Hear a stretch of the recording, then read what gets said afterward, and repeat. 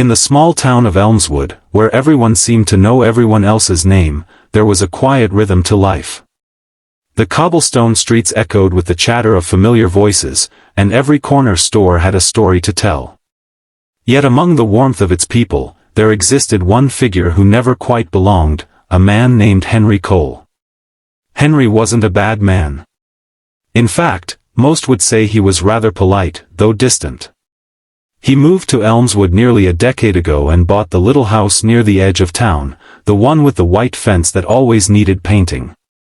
He kept to himself, tending his garden, visiting the local cafe every morning for a single cup of coffee, and spending his evenings walking through the park. People saw him, but few knew him. They'd greet him with polite nods, and he'd respond with a small, almost apologetic smile. Children sometimes whispered about him being lonely or sad, though no one could quite say why. One crisp autumn morning, Henry found himself at Maggie's Cafe, a cozy place with fogged windows and the rich smell of roasted coffee beans. The owner, Maggie, had been running the cafe for years, and her customers were like family. She always greeted Henry the same way. "The usual, Mr. Cole?" "Yes, thank you," he'd reply softly. But this morning, something different caught his attention.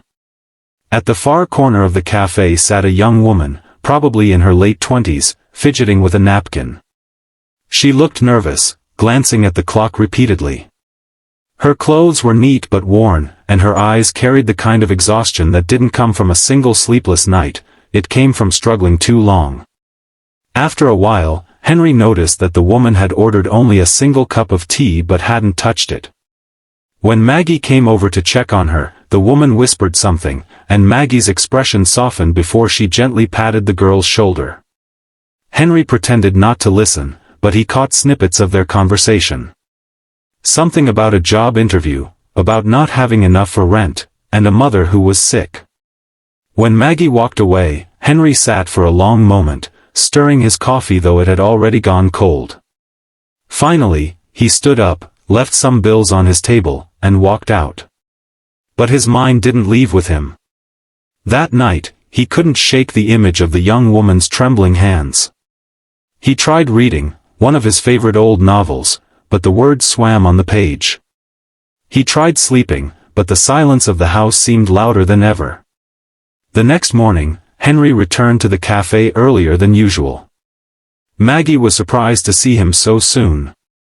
"Early start today?" she asked. "Something like that," he said with a faint smile. Then, almost hesitantly, he asked, "That young woman from yesterday, is she all right?" Maggie sighed. "Her name's Claire. She's been having a rough time. Lost her job a few months ago, and she's been taking care of her mom alone. Sweet girl, but life's really tested her lately." Henry nodded slowly. "Does she come here often?" "Every few days," Maggie said. "Probably feels safe here. I let her sit as long as she wants, even if she can't buy much." That evening, Henry went to the grocery store. He filled a small cart with simple things: tea, bread, canned soup, a few fruits. Nothing extravagant, but enough for someone who might be struggling. He also added a small box of chocolates. On his way out, he paused to look at the box, a faint smile playing on his lips. It reminded him of something, or rather, someone, from long ago. Years before, Henry had once been in Claire's shoes. Fresh out of college, he'd moved to a new city, chasing dreams that didn't quite work out. He'd lost his job, then his apartment, and for a time, he had nowhere to go. But one rainy evening, a stranger, a middle-aged shopkeeper, had found him sitting outside her closed bakery. She didn't ask for explanations, she just brought him inside, gave him a meal, and told him to come back the next day to help in the bakery until he got back on his feet. That simple act had changed his life. He had never forgotten her, Mrs. Dawson, though years later, when he tried to visit her again, her bakery had long since closed, and she'd moved away. Now, decades later, the kindness of that stranger echoed in his heart once more. The following morning, Henry returned to Maggie's cafe carrying a paper bag. Claire was there again, sitting by the window, her fingers tracing circles on her teacup. He approached her table slowly. "Excuse me," he said gently. Claire looked up, startled. Yes. I couldn't help noticing you've been coming here often, he began awkwardly. I hope I'm not intruding, but I thought perhaps you could use this. He placed the bag on the table. Claire stared at it, confused. I can't take this, she stammered. It's just some groceries, Henry said softly. Nothing fancy. Consider it a small gesture from a stranger who remembers what it's like to need one. Her eyes shimmered, and for a moment, she couldn't find words. Why would you do this for me? Henry smiled faintly. Because once, someone did it for me. Claire hesitated, then slowly took the bag, her voice trembling. Thank you. I don't know what to say. You don't need to, he replied. Just remember it someday. She nodded, and when he turned to leave, he could feel her gaze following him. Over the next few weeks, Henry began to notice small changes around town, not in himself, but in Claire. She started smiling more. She'd come to the cafe not just to sit quietly but to chat with Maggie, sometimes even with other regulars. Then one morning, she walked in wearing a new jacket and a spark of hope in her eyes. I got the job, she exclaimed to Maggie, who hugged her with joy. Henry, sitting in his usual corner, smiled quietly into his coffee. Claire caught his eye and mouthed a heartfelt thank you. From that day forward, Claire and Henry developed an unspoken friendship. She'd stop by his table now and then, asking how his garden was doing, or bringing him muffins she'd baked herself. They rarely spoke of her struggles again, but their connection deepened in small, meaningful moments. One winter evening, as snow began to fall outside, Claire showed up at Henry's house unexpectedly, holding a small potted plant wrapped in a red ribbon. It's for your garden, she said, smiling. Something green to remind you of spring. Henry's eyes softened. That's very kind of you. She hesitated, then added quietly, you know, I used to think no one really saw me. Like I was invisible. But that day, you did. You reminded me that goodness still exists. Henry nodded slowly. It always does. Sometimes it just waits for someone to notice. As the years passed, their friendship became a fixture in both their lives.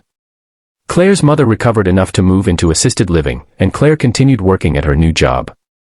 She often visited Henry, bringing over dinner or helping him with errands. To outsiders, they seemed an unlikely pair, an older man and a young woman, but in truth, they were two souls bound by a simple act of compassion. Then one spring morning, Maggie called Claire with a trembling voice. Henry, he's gone, dear. Peacefully, in his sleep. The news hit Claire like a wave. She rushed to his little house, where the scent of fresh soil still lingered in the garden. On the porch sat a small wooden box, neatly labeled in Henry's handwriting, for Claire. Inside was a letter. Dear Claire. I've never been good with words, but if you're reading this, I suppose it's time to leave behind what truly matters. You once asked me why I helped you that day. The truth is, I remembered someone who once helped me when I was lost. Her kindness saved me, and I promised myself I'd pass it on when I could. Life has a strange way of weaving kindness across generations, like a bridge built from compassion. Every time someone chooses to care, that bridge grows stronger. So now, it's your turn. Help someone who needs it, a stranger, a friend, anyone. You don't have to do much. Sometimes all it takes is noticing. And when you do, remember me, not with sadness, but with the joy of knowing that kindness continues through you. Henry Cole. Tears streamed down Claire's face as she held the letter to her heart. Beside it in the box lay a small envelope containing a modest sum of money and a faded photograph of a bakery with a handwritten note on the back, for the one who helped me remember kindness. Weeks later, Claire opened a small community bakery in Elmswood. She named it the Bridge Cafe. On the wall hung Henry's letter, framed with care, along with the photograph of the bakery that had once saved him. She made sure that no one who came into her cafe ever felt invisible. There was always a warm drink for those who couldn't afford it, always a listening ear for someone struggling.